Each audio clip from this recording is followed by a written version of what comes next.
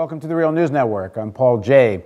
On March the 18th, Bosco Ntaganda, accused of being a war criminal for his activities in the Congo. He's a war lord, and as we understand it, working mostly with Rwanda. He's of Rwandan descent. At any rate, he walks into a U.S. embassy in Rwanda and gives himself up. He's then flown to the Netherlands, and he's going to face charges for war crimes before the International Criminal Court. So just why did he give himself up? And does this reflect any change in Rwandan policy towards the Congo or U.S. policy? Now joining us to talk about all of this is Maurice Carney. He's the executive director and co-founder of Friends of the Congo. He joins us from Washington, D.C. Thanks for joining us again, Maurice. Hi, it's a pleasure being with you, Paul. So tell us a little bit about this guy, and then why on earth would he give himself up? Yeah, the claim that Bosco Ntaganda gave himself up is dubious at best. However, the best way to look at the situation is that Bosco represents the third high-level Rwandan proxy who have committed crimes in the Congo and then fled back into Rwanda. Back in 2004, you have a gentleman by the name of Jules Mutubisi, who committed crimes in the Congo and, result of pressure, fled back into Rwanda. In 2008, 2008 to end of 2008, start of 2009, you had Laurent Kunda, who headed up the National Congress for the Defense of the People. There was global pressure put on Rwanda for its support of Kunda and his rebel militia inside of the Congo. And Rwanda basically took him off the playing field, put him under house arrest. Give us a brief history of Ntaganda and just why he is considered a war criminal. Well, he's got 7 counts of charges against him by the International Criminal Court for abducting of children, making them child soldiers, forms of slavery in terms of enslaving girls for to be booty in his rampage in the east of the Congo. He's committed heinous crimes. One example in 2008, for example, in a place called Kiwanja, he pretty much moved in with his troops and wiped out the entire village. So he has a long history dating back over a decade of committing heinous crimes in the Congo itself. He's a former or a veteran of the Rwandan Patriotic Front, fought with the Rwandans in 1994 when they took power in Rwanda, fought with the Rwandans when they invaded Congo in 1996, and then subsequently served as a rebel proxy militia inside the Congo from mid 2000 to the present. Now, just to put this in some big context again for people who aren't following the story, we've talked about this before. The Congo is perhaps one of the greatest deposits of natural riches on the planet, and Rwanda and Uganda, more or less in alliance with the U.S. policy, have been sponsoring these rebel groups in the Congo. And Ntaganda himself, he hasn't been at odds with Rwanda, right? So why hand him over? Yeah, he was handed over largely because of global pressure.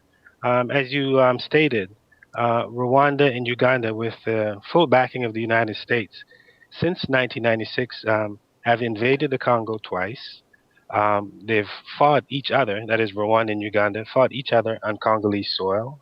And they have supported proxy militia in the Congo for the last 16 years. And what happens is whenever there's global pressure put on Rwanda for its support of the illicit network that's in the eastern provinces of the DRC, the way Rwanda responds is to remove the leader of that militia and replace him with another leader. So, as I shared a little earlier, in 2004, Jules Mutubisi, a Rwandan proxy inside of the Congo, pressure came on, and he fled back into Rwanda, where he's still there today. In 2008, 2009, Laurent Kunda headed up the rebel militia called the National Congress for the Defense of the People. Pressure was put on Rwanda as a result of UN reports and other documentation of Rwanda's complicity in destabilizing the Congo. And Laurent Kunda was put under house arrest by the Rwandan government. And the Rwandan chief of defense or defense minister, James Kabarebe, replaced Laurent Kunda with Bosco Ntaganda. And Bosco Ntaganda took over the leadership of the CNDP. Now, today, we have pressure put on Rwanda again for its continuing destabilizing of the eastern provinces of the DRC. And Bosco was taken off the playing field, ostensibly to be replaced by another rebel militia named Sultani Makenga. Now, hang on. So Bosco says he's not guilty. He says he gave himself up, but he also says he's not guilty. He says, I'm just a soldier. So isn't Rwanda a little worried that when Bosco gets in front of the ICC, he's going to point the finger at Rwanda and say, I was just a soldier for them? I don't think Rwanda is. That's what many analysts are saying, but I don't think that's a major concern of Rwanda. Paul, there is no dearth of evidence in terms of Rwanda's complicity in war crimes, crimes against humanity, the destabilizing, the pillaging of the Congo. So there's just an abundance of evidence. The evidence of Rwanda's complicity in the Congo is not the issue.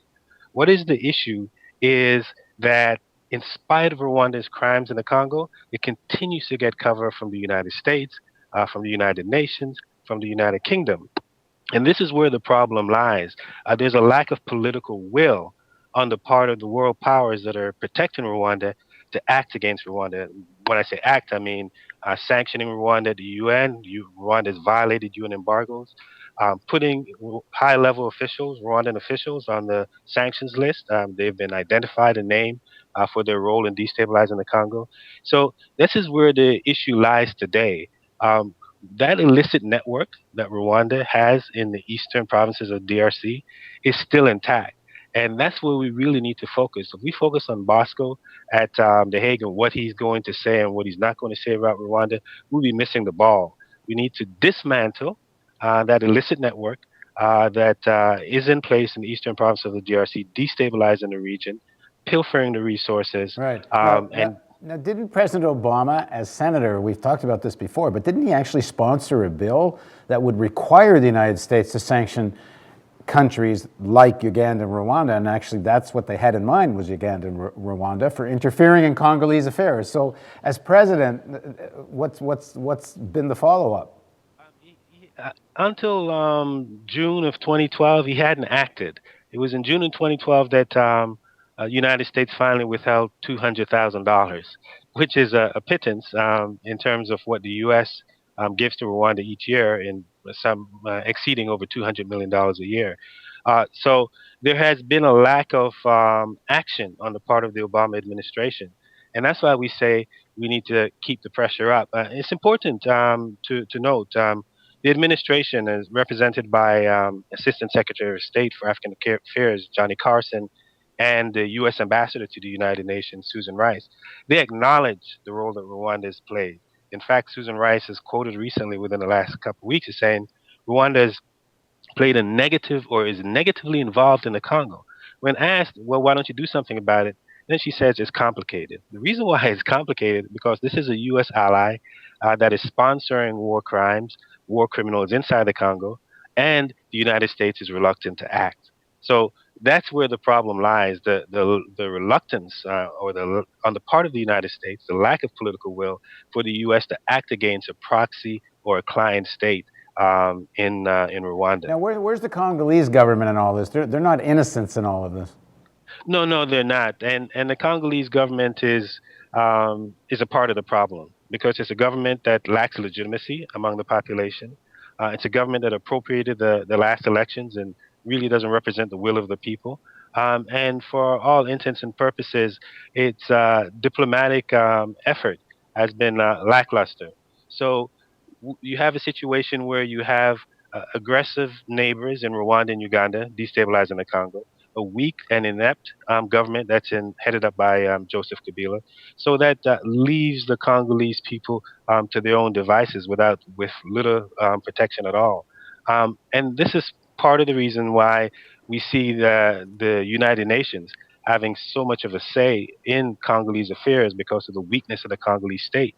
Just this past week, the United Nations proposed what they call a intervention force, make it made up of about 2,500 troops that would ostensibly go after rebel militia inside the Congo. In addition to that, they appointed Mary Robinson, the former Irish Prime Minister, as special envoy to the Great Lakes region to carry out a peace framework for the region that was signed by 11 African nations and some of the regional bodies in late February. So really you're seeing a situation where, for all intents and purposes, Congo is under tutelage by the United Nations and members of the international community.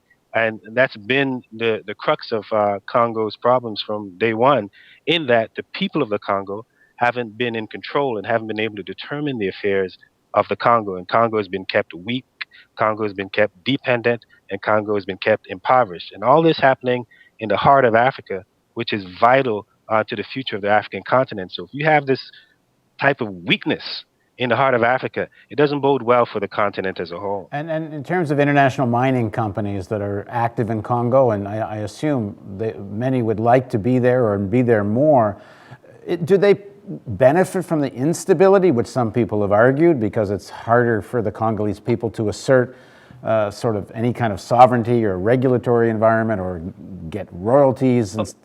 Or would they not benefit from a somewhat more stable environment because, chaos isn't always good for business?